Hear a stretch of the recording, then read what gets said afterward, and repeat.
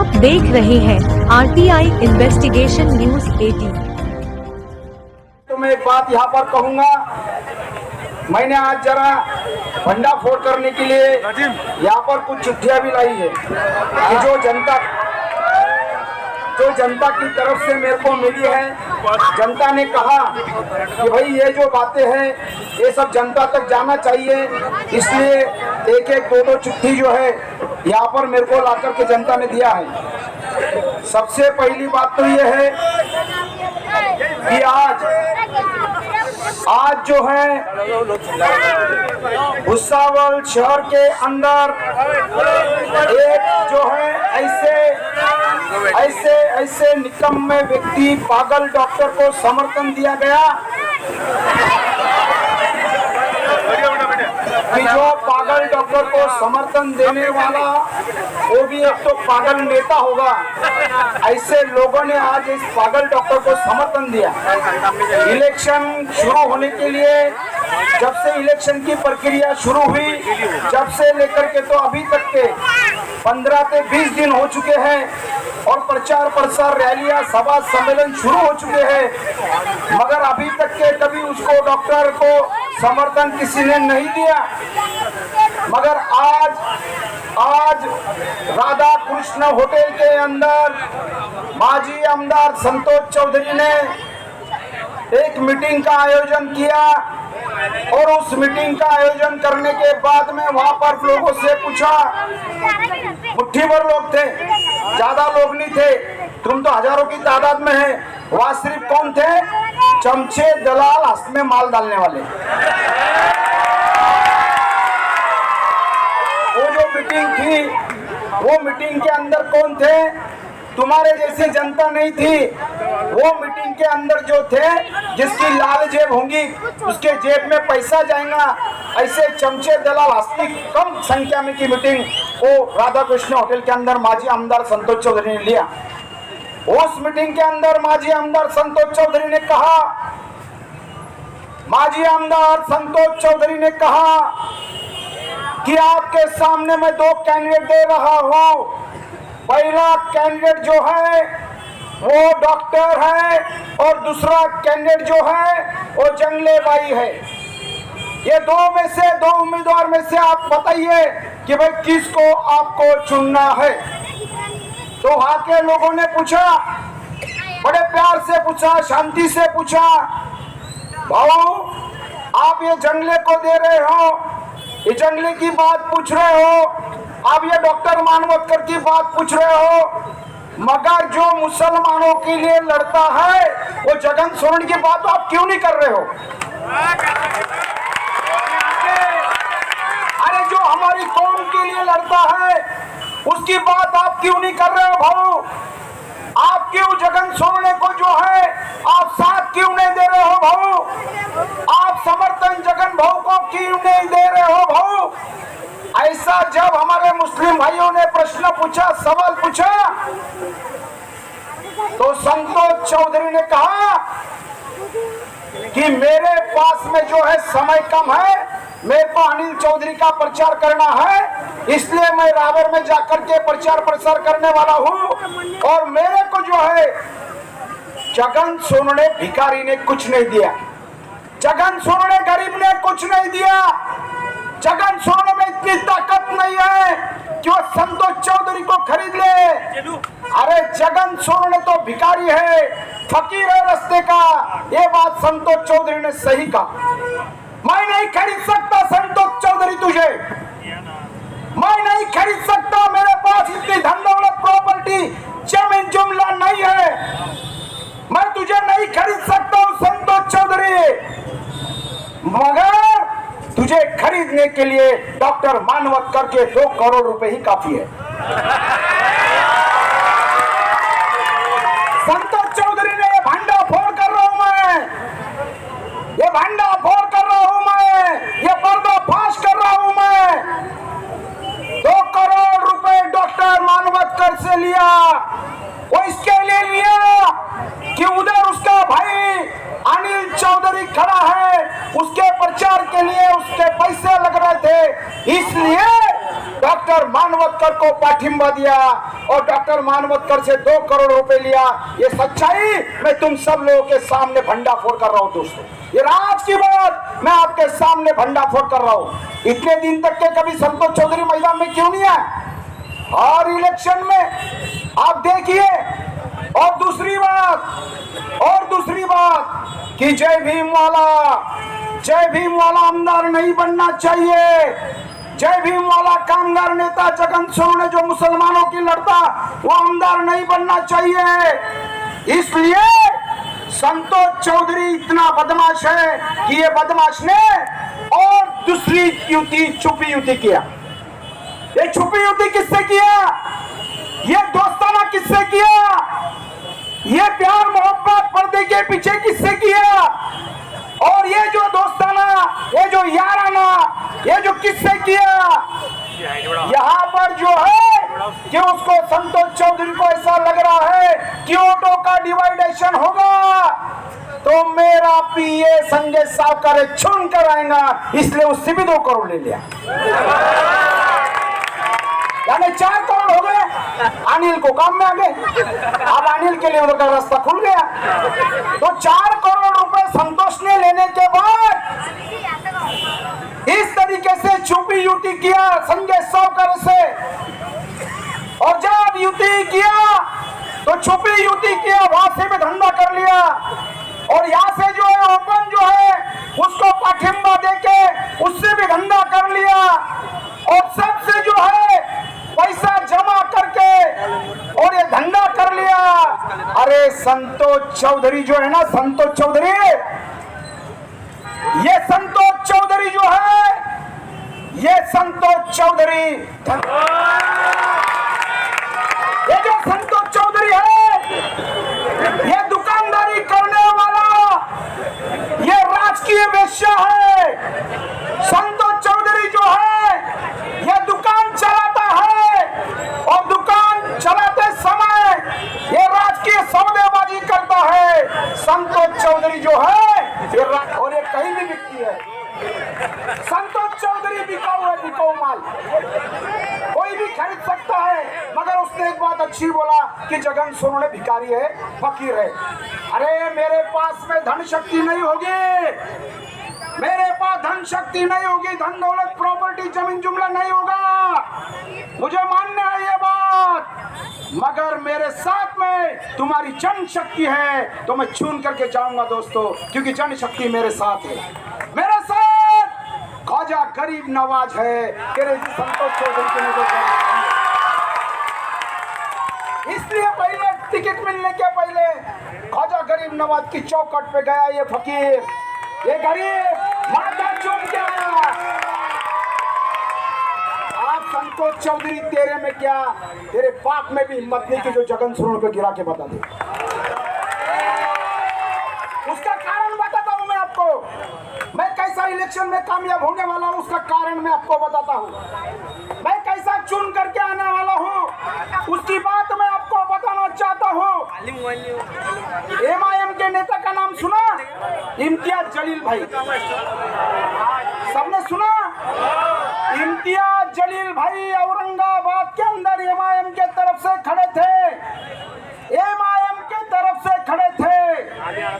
और शिवसेना का एक बड़ा नेता चंद्रकांत खैरे इम्तियाज जलील के खिलाफ खड़ा था कि नहीं था? शिवसेना का चंद्रकांत खैरे ये भी वहां पर खड़ा था। और उस समय औरंगाबाद के अंदर इतिहास हो गया, पूरे महाराष्ट्र में, पूरे देश में दलित और मुसलमान, जय भीम वाले और मुसलमान एक हो गए और शिवसेना के चंद्रकांत खैरे को गिरा दिया। ये दलित मुसलमानों की ताकत है। इसलिए दोस्तों मैं भी आपका छोटा इम्तियाज जलील हूँ और मैं भी वो दिल्ली गए तो मैं तुम्हारे आशीर्वाद से विधानसभा जाने वाला हूँ, क्योंकि जंगले भाई खड़ी है ना। जंगले भाई के वोट कहाँ जाएंगे भाई? जो जंगले भाई है वो जंगले भाई के जो वोट है वो संजय सावकर को नहीं जाएंगे। अरे संजय सावकर जो पार्टी की तरफ से खड़ा है वो पार्टी का नाम है भाजपा। और भाजपा का मतलब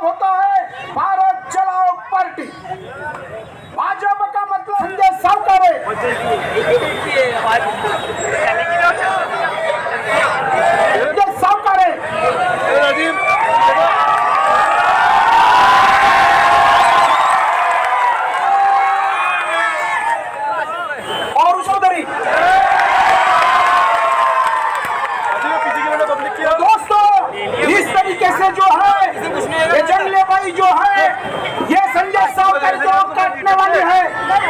आज तक ऐसा इलेक्शन नहीं हुआ दोस्तों, जैसा औरंगाबाद में हुआ वैसा इलेक्शन यहाँ पर होने वाला है और ये मौका बार बार नहीं आता।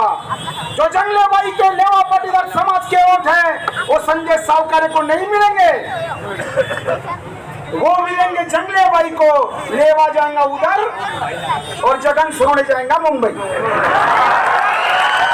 जैसे इनके भाई चले गए, क्योंकि यहाँ पर जो है डॉक्टर मानवतकर ने जब हमारे दलितों को काटा गया, जब खैरलांजी में हत्याकांड हुई, जब दलितों को खून की नदियां बहा गई, जब दलितों के बच्चों को काटा गया, उस समय डॉक्टर मानवतकर ने एक भी मोर्चा जेबी वालों के लिए नहीं निकाला, दलितों के लिए नहीं निकाला।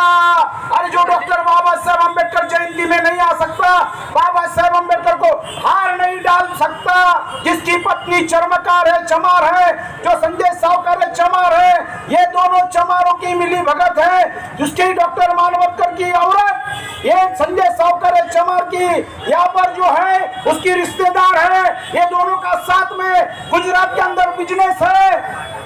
हम चमारों के खिलाफ नहीं है, मगर जो मनुवादी चमार है, जो ब्राह्मण्यवादी चमार है, जो हिंदुत्ववादी चमार है, जो संविधानवादी नहीं है, जो परिवर्तनवादी नहीं है, जो तिरंगावादी नहीं है, जो अम्बेडकरवादी नहीं है, ऐसी नकली मनुवादी चमारों को हम नहीं मानते। और ये उनकी मिली भगत है और उनका बिजनेस है, पार्टनरशिप के अंदर है। तो उसी तरीके से जब दलितों के ऊपर जब हत्या हुई, दलितों के रोहित वेमुला का मर्डर हुआ, तो उस समय डॉक्टर मानवतकर कहा था, जो कभी बाबा साहब अम्बेडकर के लिए नहीं आया। अरे बाबा साहब अम्बेडकर की सभा हुई 1952 के अंदर डीएस ग्राउंड के ऊपर, उसका नामांतर मैंने किया डॉक्टर बाबा साहब अम्बेडकर ग्राउंड, गुन्ना कुर्ती पुतला मैंने लाया, नीला छत मैंने बनाया। अरे जेबी वालों का ओरिजिनल लेता हो, तेरे ऐसा डॉक्टर मानवतकर नकली नहीं हो। मुसलमानों का ओरिजिनल नेता हो, तेरे जैसा डॉक्टर मानवतकर नकली नेता नहीं हो। इसलिए सभी दलितों, मुसलमानों ने, रिक्शा चालक मालकों ने, कामगारों ने, दीपनगर औरंगाबाद फैक्ट्री से लेके एसटी कर्मचारी से लेके रिक्शा चालक मालक से लेके आज बंजारा समाज की, आदिवासी लोगों की हिलमड़ी तांगा मान वेदिका के अंदर बड़ी सभा हुई। ये सभा के दो युवा यहाँ पर आए हुए, खड़े हो जाओ भाई। मनोहर पवार, विशाल पवार, तुम बंजारा समाज के हो, आदिवासी समाज के हो, तुम्हारे लिए मैंने लॉन्ग मार्च निकाला। आज बहुत बड़ी सभा हुई अपनी, वही से हम लोग आए। तो ये जो Banjara, SC, ST, NT, OBC, minority, कामगार, दलित, आदिवासी, ओबीसी, अल्पसंख्यक बहुजन समाज, इसकी एकता हो चुकी है दोस्तों, और एकता का परिवर्तन आ चुका है। और इस समय जो है विधानसभा में जाने से तुम्हारे आशीर्वाद से मुझे कोई रोक नहीं सकता। दूसरी बात यहाँ पर कहूंगा दोस्तों, जब एनआरसी का आंदोलन चल रहा था, जब सीएए का आंदोलन चल रहा था, जब डॉक्टर मानवतकर कहा था, जब हमारी पायल तड़वी का मर्डर हुआ, जब डॉक्टर मानवतकर कहा था, जब एक पंडित ने एक हमारे नफीसा के ऊपर बलात्कार करके उसका खून कर दिया, आधा नंगा मोर्चा मैंने जलगांव में निकाला, जब डॉक्टर मानवतकर कहा था, अरे जब हमारे नरेंद्र मोदी शैतान नरेंद्र मोदी ने, नरेंद्र ने, उनकी सरकार ने खान पान पर बंदी लाया, मुसलमानों के रोजी रोटी पे बंदी लाया, उनका व्यवसाय बंद करने की बात किया, तो ये जगन सोरेन ने 50,000 लोगों का, मुसलमानों का जलगांव कलेक्टर कचहरी पे मोर्चा ले गया। 5,000 मुस्लिमों को साथ में लेके जलगांव के अंदर रेल रोको आंदोलन किया और वहां पर ऐलान कर दिया कि कल से तुम्हारा खान पान शुरू कर दो। कोई अधिकारी बीच में आया तो ये मर्द जगन सोरेन यहाँ खड़ा है और मैंने खान पान पे की बंदी भी उठा लिया दोस्तों। जब डॉक्टर मानवतकर कहा था, अरे अभी हमारे पॉलिटिकल लीडर नवाब मलिक साहब, इनको जेल में ईडी की केस में, झूठी केस में डाल किया, पॉलिटिकल चारित्र हनन, पॉलिटिकल उनकी प्रतिमा को मलिन करना, मुसलमानों की पॉलिटिकल लीडरशिप को खत्म करना। तो नवाब भाई के लिए ईडी कार्यालय के ऊपर जाकर के बम्बई के अंदर मैंने मोर्चा निकाला दोस्तों कि हमारे मुसलमानों के लीडर को तुम ऐसा खत्म नहीं कर सकते। अरे 15 दिन पहले इलेक्शन के 15 दिन पहले तुमको सबको मालूम है सिद्दीकी साहब का मर्डर हुआ, एक माजी मंत्री का मर्डर हुआ और माजी मंत्री का मर्डर होने के बाद बंदूक के हाथ में लेकर के हमने बंदूक मोर्चा निकाला। ये जगन सोरेन ने बंदूक मोर्चा निकाला 15 दिन पहले। इतना ही नहीं, उसके 15-20 दिन पहले ये रामगिरी महाराज, ये नरेंद्र मोदी शैतान की सड़ी हुई औलाद,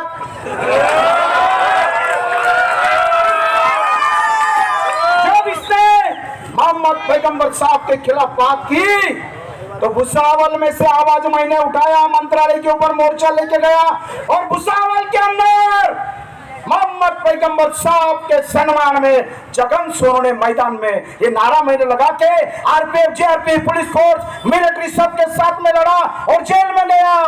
जब कहा था मानवतकर, संतोष चौधरी, संजय सावकर, जब कहा थे तुम लोग, तो इस तरीके से दोस्तों एक बात ध्यान में रखना, अनिल चौधरी इसने हाफ चड्डी के ऊपर फोटो निकाले थे, सब तो मालूम है, हाफ चड्डी के ऊपर फोटो निकाले थे। ये राष्ट्रीय स्वयं संघ की ओरिजिनल औलाद है अनिल चौधरी और उसका भाई संतोष चौधरी जो है, इसकी पॉलिटिकल जो करियर है, इसकी शुरुआत बाल ठाकरे के समय से हुई है, शिवसेना के समय से हुई है और ये बाल ठाकरे की औलाद है संतोष चौधरी। क्यों? और इतना ही नहीं, और इसका एक बाप छुपा हुआ है जो इसकी जाति का, तेली जाति का। इसलिए हर बार जब भी लोकसभा का इलेक्शन आता है, जब भी पार्लियामेंट का इलेक्शन आता है, कभी भी आने दो, जब उस समय उसके जाति के लिए संतोष चौधरी काम करता है और हमको मूर्ख बनाता है, चूतिया बनाता है और यह रजा टावर पे लोकसभा इलेक्शन के अंदर हमेशा गद्दारी, हमेशा गद्दारी, लोकसभा इलेक्शन के अंदर हमेशा गद्दारी करके नरेंद्र मोदी का प्रचार, छुपा प्रचार करने का काम संतोष चौधरी करता है। आप सभी को मालूम है दोस्तों, ये ऐसे लोग जो है इस तरीके से जो छुपी युति किससे करते हैं, दोस्ती किससे करते हैं और काम किससे करते हैं, ऐसी लोगों से सावधान होने की जरूरत है दोस्तों। 2014 में मुझे कांग्रेस का टिकट मेरी पत्नी को मिला था, 2014 में मिला था, मेरे पत्नी को कांग्रेस का टिकट मिला था। उस समय निकाल लूं, ये सड़े हुए कांग्रेस के कुछ लोग तुम्हारे रहते ना यहाँ जामुल्ले में, कोई सब सड़े हुए कांग्रेस के लोग, यहाँ कोई कार्यकर्ता नहीं कांग्रेस का। अरे राहुल गांधी के घर से मुझे टिकट आया, सोनिया जी गांधी के घर से टिकट आया, पृथ्वीराज चौहान और मुख्यमंत्री, मेरी पत्रकार परिषद हुई, मेरे पत्नी को टिकट मिला। कांग्रेस के लोगों ने समर्थन दिया, कांग्रेस के लोग बिक गए। 2014 में मुझे कांग्रेस के लोगों ने मेरे साथ गद्दारी करके उनको समर्थन दिया। इतना ही नहीं दोस्तों, 2019 के अंदर शरद चंद्र पवार, अजीत दादा पवार का फोन आया कि जगन भाऊ बंबई आओ। मैं बंबई गया और बंबई जाने के बाद में उस समय संतोष चौधरी ने वो घुले को आगे किया था, घुले को उससे पैसा ले लिया, उसका ट्रैवल भेज दिया, उसका धंधा भी चौपट कर दिया। धंधे वाली भाई संतोष चौधरी। अब ये भाई ने क्या किया कि वहां पर भी घुले से पैसा लेके उसका ट्रैवल का धंधा सत्यानाश कर दिया। तो उस समय शरद पवार साहब और अजीत दादा पवार, इन्होंने मेरे को बुला करके राष्ट्रवादी कांग्रेस पार्टी का टिकट दिया दोस्तों। उस समय भी यही डॉक्टर मानवतकर को खड़ा करके संतोष चौधरी ने सौदेबाजी किया, पैसा लिया और अनिल चौधरी को लगाया। और उस समय भी मेरे साथ राष्ट्रवादी पार्टी के संतोष चौधरी ने गद्दारी की, डॉक्टर मानवतकर अपक्ष खड़ा था। आप सभी को इतिहास मालूम है। इस समय कांग्रेस के नाना पटोले का फोन आया, बड़े प्रदेश अध्यक्ष का फोन आया, जिले के कई नेताओं का फोन आया, जगन भाऊ आप वंचित बहुजन आघाड़ी का टिकट मत लो, मैं आपको टिकट देता हूँ, कांग्रेस का टिकट लो। मैंने बोला भाई 2014 में तो कांग्रेस का टिकट लिया, तुम्हारे लोगों ने उसको समर्थन दे दिया पैसा लेकर के। 2019 में मैंने राष्ट्रवादी का टिकट लिया, राष्ट्रवादी के लोगों ने भी समर्थन दे दिया, मुझे साथ नहीं दिया। तो मुझे राष्ट्रवादी का भी टिकट नहीं चाहिए, मुझे कांग्रेस का भी टिकट नहीं चाहिए। और मैं गया डॉक्टर बाबा साहब अम्बेडकर के दादर के घर के अंदर, जिसका नाम है राजगृह। उस राजगृह के अंदर मैं गया, और जो कुर्सी पे डॉक्टर बाबा साहब अम्बेडकर बैठते थे, जिन्होंने तुम्हें हमें भारत के 140 करोड़ जनता को वोट का अधिकार दिया, इस देश के तमाम शेतकरी, शेत मजदूर, कष्टकरी, कामगार, फुटपाथ पे रहने वाला, राष्ट्रपति, प्रधानमंत्री, होटल पे सोने वाला, काम करने वाला, ऐसे लोगों को बाबा साहब ने वोट का अधिकार दिया। उसी कुर्सी के ऊपर बाबा साहब अम्बेडकर के प्रकाश जी अम्बेडकर साहब बैठे हुए थे। बाबा साहब अम्बेडकर का पेन वहीं पर था, संविधान था, ओरिजिनल कॉपी थी। उसको मैंने चूमा, और चूम करके उसी समय मुझे प्रकाश जी अम्बेडकर साहब ने कहा कि जाओ, आपको बाबा साहब अम्बेडकर के घर से मैं टिकट दे रहा हूँ, और वहां से राजगुरु से मैं आशीर्वाद लेके आया हूँ। दोस्तों, अब एक भी जेबी वाले का वोट नहीं फूटेगा, और मुसलमानों का नहीं फूटेगा।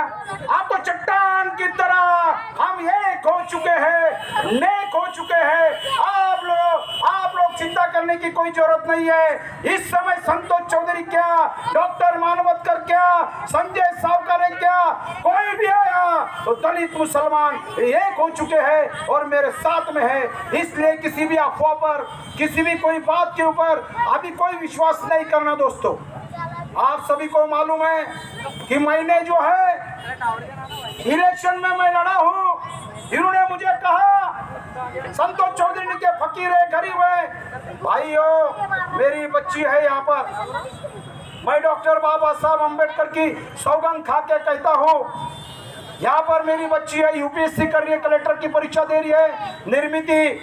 मैं उसके सर पे हाथ रख के कहता हूँ, मेरा एक लड़का एलएलबी कर रहा है, विवेक, मैं उसके सर पे हाथ रख के कहता हूँ कि मैंने इलेक्शन में इस समय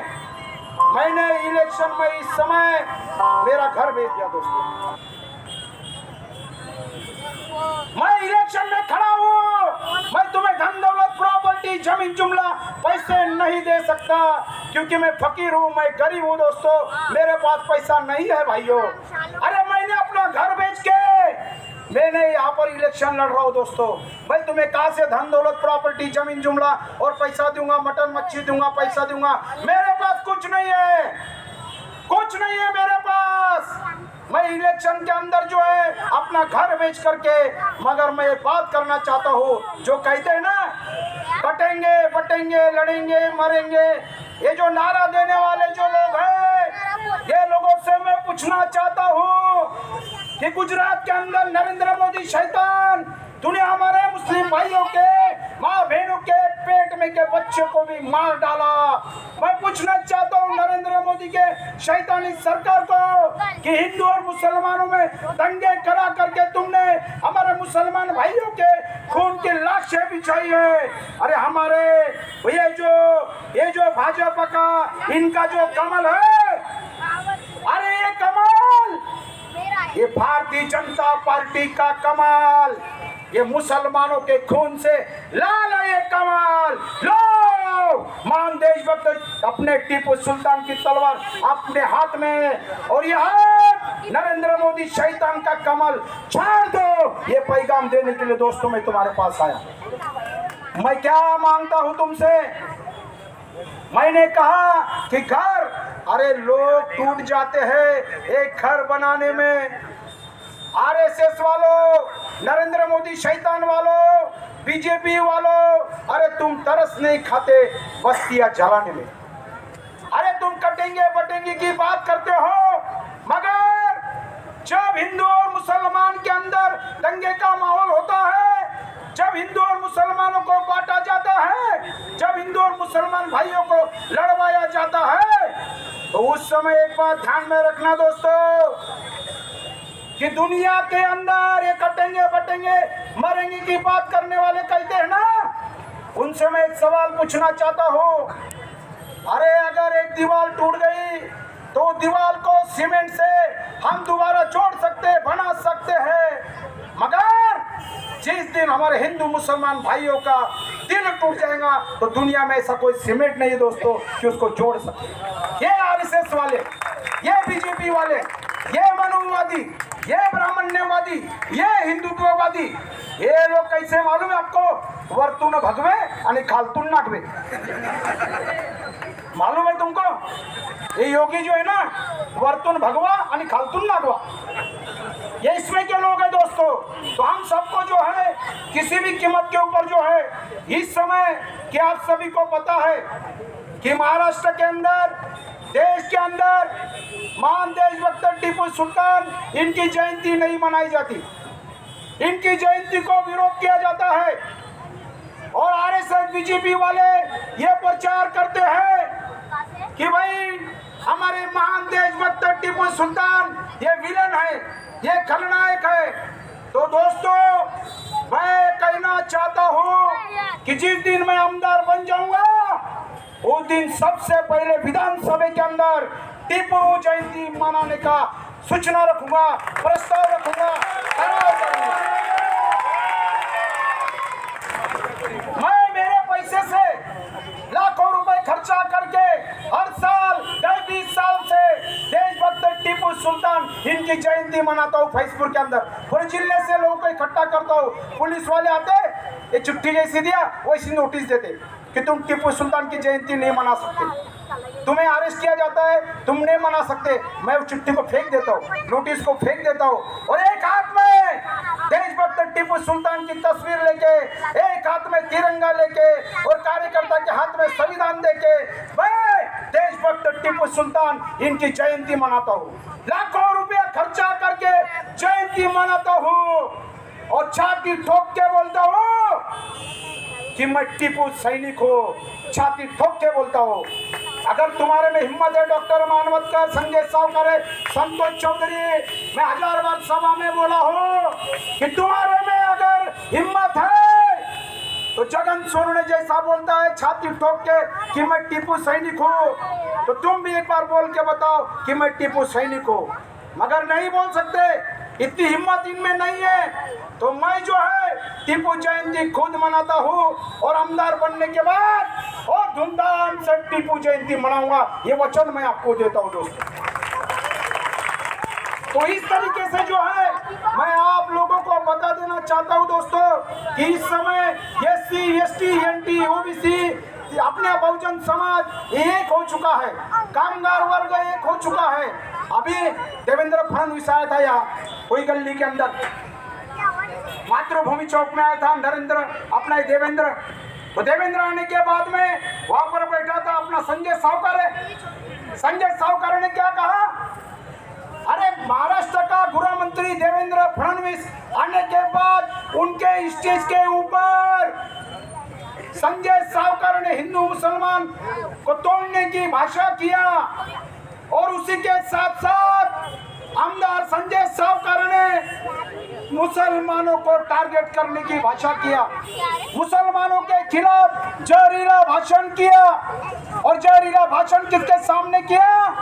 तो देवेंद्र फडणवीस के सामने जहरीला भाषण किया। अरे हमें आमदार संजय सावकर है, तुम हमें मजहब और धर्म की नीति मत समझो, हमें मजहब और धर्म की नीति मत समझो। अरे हर मुसलमान अल्लाह को जो है अपने दिल में रखता है। हाँ, हिंदू, मुसलमान, क्रिश्चियन, सिख, ईसाई, बौद्ध, ईश्वर, अल्लाह, गॉड, भगवान, देवी देवता सबको मानता है, धर्म को भी मानता है। फिर भी तुम धर्म की राजनीति कर रहे हो। हमें धर्म तो चाहिए, मजहब तो चाहिए, हम सब मानते हैं। भारत के संविधान ने 140 करोड़ जनता को भारत का संविधान के माध्यम से पूरी धार्मिक आजादी दी है। मगर फिर भी आमदार संजय सावकर धर्म की नफरत फैला रहे हैं, नफरत फैलाने का काम कर रहे हैं। मैं बोल रहा हूँ दोस्तों, हमें नफरत नहीं चाहिए, हमें नफरत नहीं चाहिए, हमें रोजगार चाहिए। चाहिए कि नहीं चाहिए रोजगार? हमें नफरत नहीं चाहिए। हमारे किसान भाइयों को उनके खून पसीने का दाम चाहिए। हमें नफरत नहीं चाहिए, हमें बिजली चाहिए, हमें नफरत नहीं चाहिए, हमें पानी चाहिए। हमें नफरत नहीं चाहिए, हमें रास्ते चाहिए। हमें नफरत नहीं चाहिए तो हमारे भुसावल विधानसभा मतदार संघ का सर्वांगीण विकास चाहिए। हमें नफरत नहीं चाहिए, हमें प्रेम से कौम इंसान है, गर्व से कौम भारतीय है, हम तिरंगावादी है, संविधानवादी है। हमें अमन और शांति चाहिए। और आमदार संजय सावकर ये क्या कर रहे हैं? धर्म की राजनीति कर रहा है ये। और धर्म की राजनीति करके ये इसके अंदर मतदार संघ के अंदर भी विकास की बात नहीं कर रहा है, महंगाई के खिलाफ बात नहीं कर रहा है, गरीबी के खिलाफ बात नहीं कर रहा है, बेरोजगारों को न्याय इंसाफ मिला के देने की बात नहीं कर रहा है। दोस्तों, जिस तरीके से मैं 1000 बार बोल चुका हूँ कि देशभक्त भगत सिंह, देशभक्त अशफाक उल्लाह खान, देशभक्त अब्दुल हमीद जैसे ये देशभक्त है, उसी तरीके से हमारा महान देशभक्त, महानायक, हमारा डायमंड हीरो जो देश के लिए मरा, अरे नरेंद्र मोदी के बराबरी का था। जैसा नरेंद्र मोदी शैतान प्रधानमंत्री है ना, उससे भी ज्यादा सुख, चैन, आराम, धन दौलत, प्रॉपर्टी, जमीन जुमला और प्रधानमंत्री था हमारा देशभक्त टीपू सुल्तान। हमारा हजरत देशभक्त टीपू सुल्तान ये भी प्रधानमंत्री था, मैसूर का राजा था, मगर हंसते हंसते दोस्तों तिरंगे के लिए जान दे दिया। हंसते हंसते भारत के देश के लिए अपना खून बहा दिया। ये है हमारी देशभक्ति। देशभक्ति हमें सिखाने की कोई जरूरत नहीं है। अरे जब हमारा मुसलमान भाई जब मरता है तो यही धरती माँ कहती है कि आजा बेटा मेरी कोख में समा जा। मरने के बाद भी यही धरती माँ को चूमता है, 5 बार नमाज पढ़ता है। और ये देशभक्ति का सच्चा नमूना अगर कोई है तो हमारे मुसलमान भाई है। दोस्तों, अगर आतंकवादी कोई है, देशद्रोही कोई है, तो वो है जो पार्लियामेंट में बैठी है प्रज्ञा सिंह ठाकुर, जिसने मालेगांव में बॉम्ब ब्लास्ट कराया, जिसने नांदेड़ में बॉम्ब ब्लास्ट कराया, जिसने पूर्णा में बॉम्ब ब्लास्ट कराया। अरे वो आतंकवादी है, वो देश की दुश्मन है, देश की देशद्रोही है। ऐसी भाई को तुम पार्लियामेंट में लेकर के जाते हो, जिसकी जगह भारत का संविधान कहता है कि जेल में होनी चाहिए।